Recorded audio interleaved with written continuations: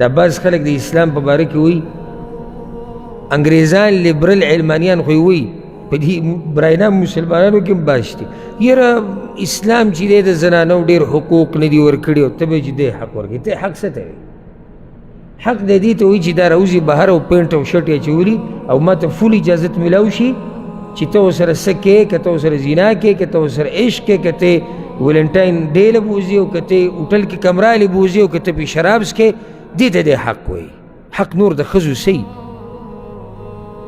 زمونږ دا مسافر ملګري چې راغلي دي خو هم د دغه حق پوره کولو دپاره غریبانان راغلي پردي ملک کې پراته دي وایي د ښځو حق نه ادا کوي راغلي هم دې دپاره چې دې ښځې دپاره یو 2 روپۍ وګټي او هغې لا غریزه پولیږي اسلام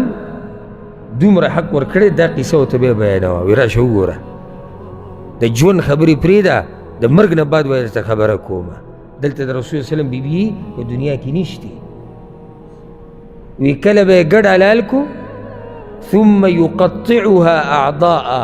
بیا به یې دا ګډ ټوټې ټوټې کو ایسو کې به تقسیم کو ثم یبعثها فی صدائق خدیجه بیا چې د خدیجې کمې ملګري وي هغوی له به کورونو ته ورېږي دا وفاداري په تاریخ کې لا چا نه ده کړې او دا زمونږ پیغمبر صلی الله علیه وسلم کړې ده څنګه اسلام حق د ښځې نه دی ورکړی موږ ته خو اسلام او پیغمبر صلی الله علیه وسلم ښایي چې د ښځې سره به وفاداري کوي د مرګ نه بعد